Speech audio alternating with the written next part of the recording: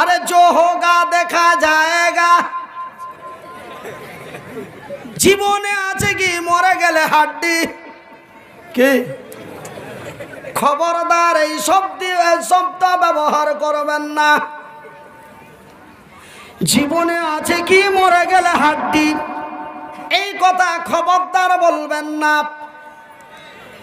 যদিও হাড্ডি হয়ে যায়, সেই দিন মহান আল্লাহ তার জামিনকে বলবে, জামিনেরা আমি আল্লাহ তোর নিচে যত কিছু জিনিস জমা দিয়েছি তোকে আমি খেতে দিই নাই। মনিরুদ্দিনকে চা খেতে দেওয়া হয়েছে, মনিরুদ্দিনকে খাবার খেতে দেওয়া হয়েছে। মনিরুদ্দিনকে যদি বলা হয়, ওগো মনিরুদ্দিন ভাই তোমার আলোচনা শুনতে ভালো লাগে নাই, আমরা যা খাইয়েছি তা ফিরিয়ে দাও। ফিরিয়ে দেওয়া কি সম্ভব?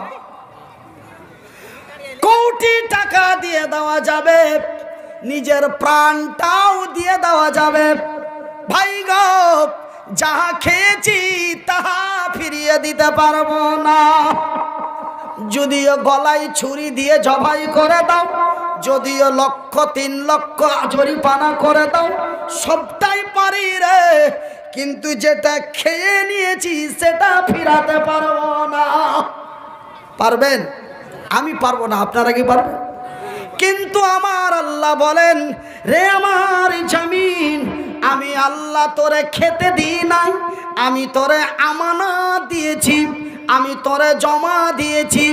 তোর জমিনের নিচে যাহা কিছু লুকায়িত আছে তুই আমারে ফিরিয়ে দে। ওয়াইদাল কুবুর বুসিরাত, সেই দিন আমার আল্লাহর অর্ডার মোতাবেক কবর তার উগলে দেবে। কেন খেতে দেওয়া হয় নাই, জমা দেওয়া হয়েছে। খবরদার মজাক মাস্তিতে এই কথা বলবেন না। জীবনে আছে কি মরে গেলে হাড্ডি, বয়সটা তো এই মতোই করার। কয়দিনের দুনিয়া বন্ধুরে, এসেছ মজা নিয়ে নাও। খবরদার এমন মন্তব্য করবেন না।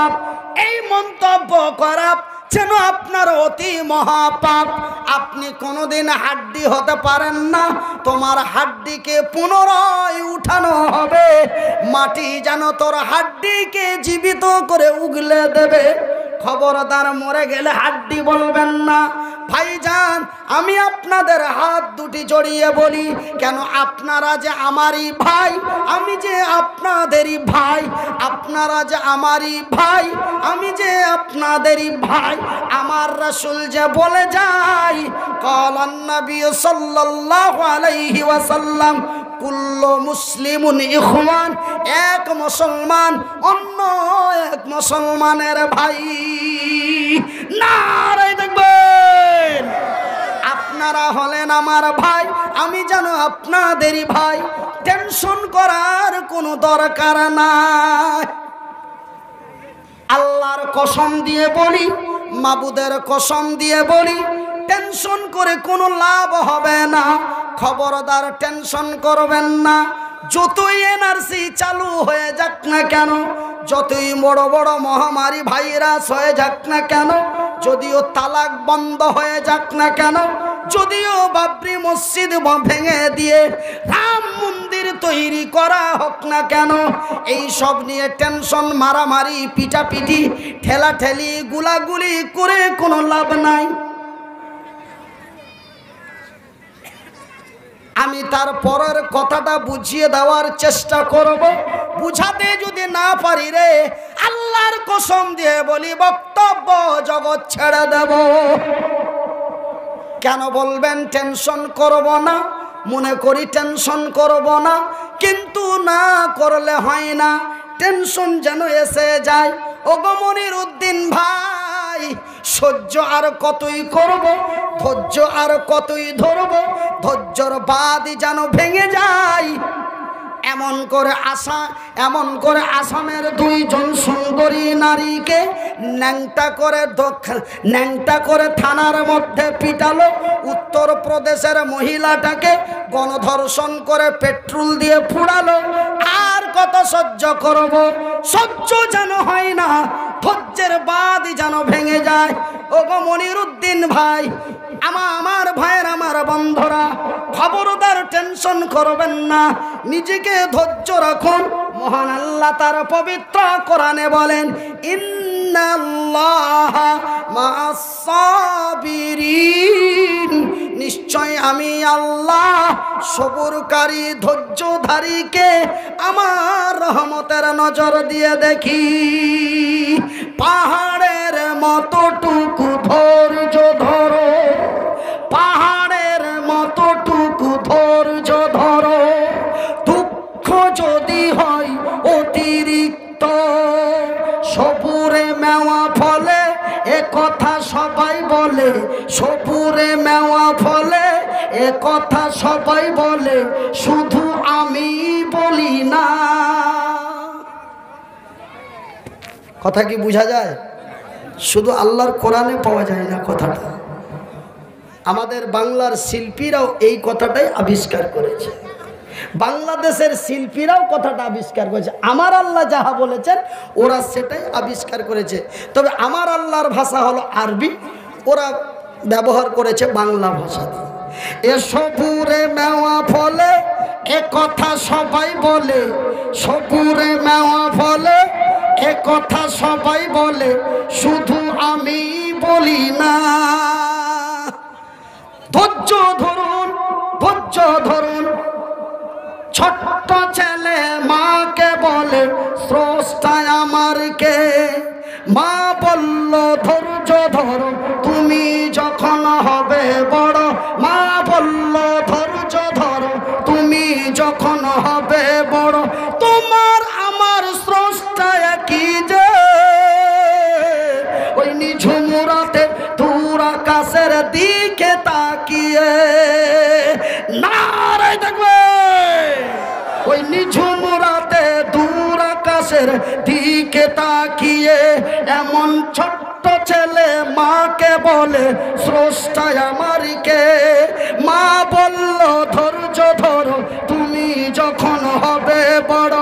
ভাইজান, বন্ধুরে আমার, ধৈর্য ধরুন, সবুর করুন, কল্যাণ আমাদেরই হবে। বলবেন মনিরুদ্দিন ভাই, আর কতকাল লাঞ্ছিত বঞ্চিত হব? কয়েকদিন আগে পশ্চিমবঙ্গের মাটিতে একজন এমপি রয়েছে, তার নাম হলো দিলীপ ঘোষ। অল্প কয়েকদিন আগে একজন সবাই বলল, হাত কেটে নেব, পা ভেঙে দেব।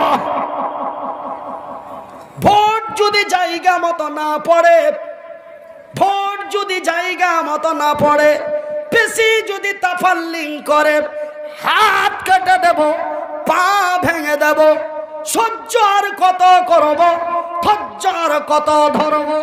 এতই যদি এমনটাই হয়ে যায়, আমাদের ধৈর্যের বাঁধ ভেঙে যাবে, আমরা রাস্তায় নেমে পড়ব। ওগো মনিরুদ্দিন ভাই, মনে করি টেনশন করব না, অথচ টেনশন এসে যায়। আমরা সহ্য না করতে পেরে যখন রাস্তায় নেমে যাব, ওরা তো 75, আমরা তো 25, ওরা তো 70, আমরা তো 30, ওদেরকে তো আমরা পারবো না, ওরা তো চতুর্দিক থেকে ঘেরে আমাদের বরবাদ করে দেবে। না না না না না, খবরদার, এইসব টেনশন করো না। ভাইজান, বন্ধুরে, ইতিহাস কি ভুলে গেছেন? বিশ্বাস করুন আর নাই করুন, আল্লাহর পবিত্র কোরআনটি খুলে দেখুন। শুধু আমার আল্লাহর পবিত্র কোরআন নয় শোনা, আমার রাসূলের হাদিসটি খুলে দেখুন। ওই দিন, সেই দিন, যেই দিন মক্কার মাটিতে নেতৃত্ব চলছিল আবু জেহেলের। কার? জোরে বলি, কার? সেই দিন মক্কার মাটিতে নেতৃত্ব চলছিল আবু জেহেলের। আমরা তো বড় সৌভাগ্যবান, আলহামদুলিল্লাহ বলেন।